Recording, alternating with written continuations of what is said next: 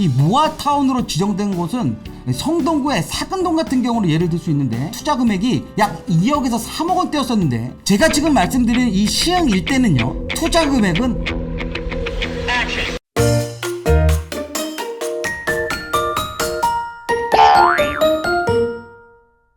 안녕하십니까. 격이 다른 갭투자의 심석영입니다. 오늘은요 이 중공업지역 개발에 따른 투자처에 대해서 좀 알아보겠는데요. 이 중공업지역에 대해서 아셔야겠죠. 공업지역과 주거지역의 성격이 한데 합쳐진 지역, 일반 공업지역과는 다르게 이 주거시설과 상업시설 또 업무시설 등이 들어설 수 있는 지역을 중공업지역이라고 합니다. 그러니까요 이 산업적으로 일자리를 유지할 수 있도록 이 경공업시설들이 들어갈 수 있게 되고 여기에 주거, 업무, 상업 기능을 추가해서요 이 경공업시설과 다른 기능이 상호 보완되도록 하는 산업 유형입니다. 간단하게 말하면요 말이 좀 어렵죠. 공장 옆에요 집도 있고요 상가도 있고 그런 지역입니다. 원래는요 이 공장 부지였던 그러니까 이 공업지역에서 이 공장이 필요 없게 되면서 각 지자체장이 지정해서 여러 가지 시설을 개발할 수 있게끔 하는 부지입니다. 이 중공업지역은요 자 원래 이제 도시 계획을 하게 되면 정중앙에는요 중심 상업용지가 들어가고 그 옆에는 일반 상업용지가 들어가고 그 옆에는 준주거가 들어가고요. 그 다음이 주거, 그 다음이 그린벨트, 그 다음이 이 공장부지입니다. 원래는 도시계획에서 하면 이렇게 진행되는 건데 현재 지금 우리가 얘기하고 있는 이 중공업지역은 공장부지 들어가 있잖아요. 그 이유는 왜 그러냐면요. 이게 서울 자체가 점점점 커지기 시작을 하면서 예전에 공장부지였던 지역보다 더 멀리 여기 주거지들이 생긴 거죠. 주거지들이. 그러다 보니까 이 공장부지 같은 경우가 이 안에 주거지 안으로 들어오게 된 겁니다. 거기에 또 추가적으로 우리가 보게 되면 일단 공장부지 같은 경우는 대부분들이 예전에는 이제 굴뚝 있는 공장이죠. 이 서울에는요 이 굴뚝 있는 공장이 필요가 없어지게 된 거거든요. 정확하게 말씀드리면. 그런데 이 굴뚝 있는 공장을 갖고 계신 소유자들의 공장장이라고 해야 되죠. 공장 사장님들한테 너 이거 공장을 여기서 이제 못 짓게 되니까 너 나가 라고 하면 그냥은 안 나가겠죠. 죽었다 깨어나도 안 나가시겠죠. 그러다 보니까 이거를 인센티브를 주게 된 겁니다. 인센티브를. 그러니까 인센티브를 주게 된 게 뭐냐면 원래 공장 부지는요 용적률 자체가 300%입니다. 근데 이 공장 부지에 땅값을 올려줘서 그 사람들한테 땅을 팔 수 있게끔 또 수월하게 팔 수 있게끔 용적률을 400%까지 상향을 시켜준 게 바로 준주거죠. 왜냐하면 공장은 허가가 안 납니다. 이제는 공장 자체로만 허가가 안 나요. 그렇기 때문에 이 공장 플러스 우리가 말하면 주거, 그 다음에 업무죠. 업무, 그 다음에 상업. 최근에는 이거를 용적률 자체를 또 500%까지 상향을 시켜줍니다. 그게 결국은 뭐냐면 300만 원짜리 땅이 500만 원이 돼버린 거죠.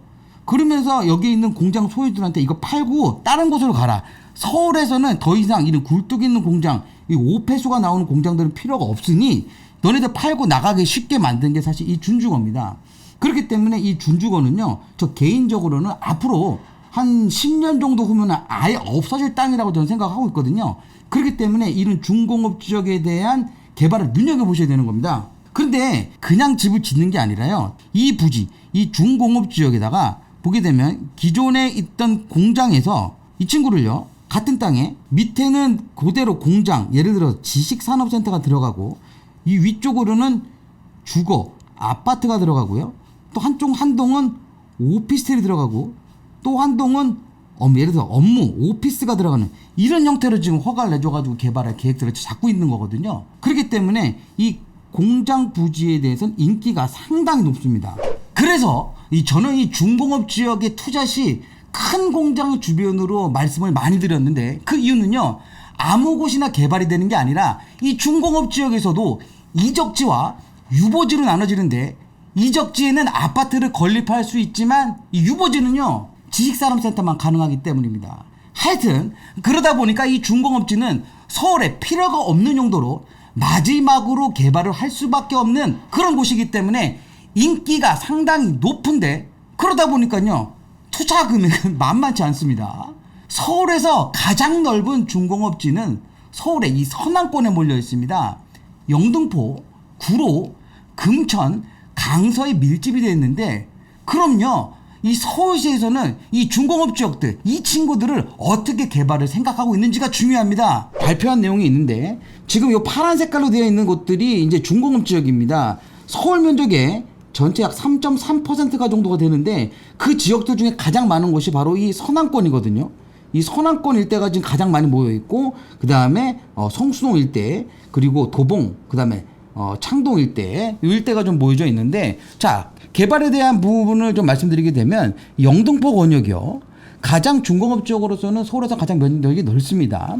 도시형 산업진흥기구로서 거점을 육성하겠다. 그럼 결국에는 영등포 권역에는 업무 형태로 많이 개발을 진행을 많이 하겠다는 내용이고, 이 강서 권역 같은 경우에는 이 주거환경 개선, 그다음에 유통산업 위주의 고용 기반을 강화하겠다는 것 자체는 결국은 이 마곡지구를 얘기하는 겁니다. 마곡지구. 또 이 주거환경 개선 같은 경우에는 현재 가양동 일대와 이 염창동 일대에 이제 아파트들이 있는데, 그러다 보니까 이 주거환경 개선을 위해서는 리모델링 또는 재건축에 대한 얘기를 좀 하겠다, 그런 내용이고요. 구로 권역 같은 경우에는 공업 관련 물류 유통의 중심센터 기능을 강화하는 부분이기 때문에, 자, 이 지역 같은 경우도 이제 업무가 들어죠. 업무. 금천 권역 서울 디지털 산업단지라고 합니다. 그럼 결국에 뭐냐면 이 구로 권역 같은 경우 보게 되면 지벨리라고 있죠. 지벨리. 가산 디지털 단지와 구로 디지털 단지가 있는데, 거기에 맞물려 가지고 서울 디지털 산업단지 로 추가적으로 개설하는 업무 시설을 넣겠다는 내용입니다. 또 성동 권역, 우리가 하면 성수동 일대죠. 성수동 일대는 강남의 도시형 산업 연계에 대한 산업 중심지를 보고 있는 거고, 도봉 권역은 사실 규모가 너무 작습니다. 그래서 이 지역 같은 경우는 그냥 패스하셔도 될 것 같습니다. 그 중에서요, 저는 이 눈여겨봐야 할 곳은 어디로 보냐면 이 독산역에서 석수역 사이의 중공업 지역을 관심 있게 봐야 한다고 생각합니다. 특히 이 독산역에서 금천구청 사이에 아마 이 서남권에서는요, 새로운 핵심지로 변모될 것으로 보이는데, 왜냐하면요, 이 개발의 호재가 상당히 많습니다. 일단 입지가 상당히 좋습니다. 이 서해안 고속도로하고 연결이 돼 있고, 그 다음에 보시게 되면 제가 지금 요 체크드리는 요 라인 같은 경우가 이제 강남 순환도로인데, 이 강남 순환도로 같은 경우에는 양재도까지 20분이면 갈 수 있습니다. 20분. 그러니까 이 강남 일대까지 출퇴근은 20분이면 하실 수가 있고, 가장 중요한 거는 일자리 중에도 가산 디지털 단지라고 있고요, 구로 디지털 단지가 있는데 상당히 접근성이 상당히 좋습니다. 가장 중요한 건 뭐냐면 이 신안산선이라는 건데, 이 신안산선이 2024년에 개통 예정인데, 이 친구가요, 안산에서 우리가 말하면 여의도 3도심이죠. 여의도까지 불과 30분이 걸립니다. 30분. 시흥 사거리역과 신독산역에서 출발하게 되면 10분이면 여의도까지 들어갈 수 있는 아주 입지적으로 상당히 좋은 입지에 있거든요. 보는 것 중에서 이 독산역에서요, 우리 밑에 석수역 사이가 가장 핵심지로 저는 개발이 될 것 같은데, 그 이유를 보시게 되면요, 지금 독산역 밑에 보시게 되면 현재 좀 공터로 비어있는 곳이 있습니다. 공군부지입니다. 이 사실 이 공군부대 땅 같은 경우에는 어떻게 개발할지를 사실은 저도 정확히 말씀드리기 좀 어렵습니다. 왜냐하면 워낙 개발 계획을 많이 발표했던 곳이기 때문에, 이 지역 같은 경우에는 개발한다고 했다가도 안 하고, 한다고 했다 안 하고 막 이렇게 계속 반복됐던 지역이기 때문에 언제 개발될지 모르지만 100% 개발은 확실하다. 최근에 개발 발표한 내용을 보게 되면 우리가 업무 시설 위주로 들어가는 부분을 갖고 얘기를 많이 했거든요. 왜 그렇게 말씀드리냐면, 현재 지금 시흥에서 금천구에서 가장 대장 아파트라고 할 수 있는 이 롯데캐슬 부지 같은 경우에도 원래는 육군 도하부대 땅이었습니다. 육군 부지였었던 부분을 개발을 진행을 한 건데, 그 밑에 보게 되면 남서울 아파트라고 있고요. 이것도 재건축이 진행되는데, 그러니까 우리 아크로라는 브랜드를 갖고 대림에서 재건축 아파트 수주를 진행했다. 그다음에 금천구청역 같은 경우에도 제가 가봤었을 때는요, 지금 우리나라에서 가장 후진, 가장 안 좋은 역입니다. 안 좋은 역. 아마 서울에 있는 역사 중에서 출구가 하나밖에 없는 역사 찾아보기 힘든데, 여기는 출구 하나밖에 없어요. 이 친구 같은 경우에도 지금 복합환승센터로 개발될 예정으로 잡혀져 있고, 바로 밑에 쪽 보게 되면 옛날에 대한제본 부지가 있는데 부영이 매수를 해서 이 지역 같은 경우에도 대학병원으로 현재 800실 정도 되는 병동을 운영하는 대형 병원이 들어가고, 또 밑에 하단부 같은 경우에는 아파트가 들어갑니다. 900세대 이상이 들어가는 아파트 단지로 지금 개발 계획이 잡혀져 있는 부분입니다. 또 그 밑으로 계속 보시게 되면 이 시흥 유톤 산업단지 같은 경우에도 현재 우리가 말하면 정주 여건이라고 하죠. 정주 여건. 정주 여건은 뭡니까? 업무와 주거와 상업과 플러스 유통단지까지 들어갈 수 있는 대규모 개발이 들어가는 거거든요. 어마어마합니다. 이 시흥 일대가 갑자기 천지개벽이 될 수밖에 없는 그런 여건이 되어 있고, 그 바로 밑에 보게 되면 이것도 유명한 곳이죠. 현대빌라라든지 이 대도빌라 같은 경우도 재건축을 진행하고 있습니다. 이 대도빌라 같은 대도빌라죠. 대도빌라 같은 경우에는 이 반도건설에서 수출해서 이제 아파트가 들어갈 예정이고, 위쪽으로 보시게 되면 뭐 럭키 아파트라든지 시흥 성지 아파트라든지 남서울 건영 아파트, 이거 전부 다 재건축이 들어갈 지역입니다. 그러다 보니까 저 개인적인 생각이지만 이 독산역에서 보시게 되면 석수역 아래까지 있는 이 중공업 지역에 대한 부분은요, 아마 서남권에서는 가장 변화가 심한 곳이다. 이 일대 서남권의 핵심지가 될 수밖에 없는 그런 여건을 갖고 있다. 그렇게 개발계도 잡혀져 있고요. 부수적으로 말씀드리게 되면 이 서울이라고 말했었을 때 이 서울에 들어오는 진입되는 도로들이 있거든요. 진입되는 도로들 중에 이 경부고속도로 라인 보게 되면 서초동이나 강남 일대는 개발이 되어 있는 상황이고요.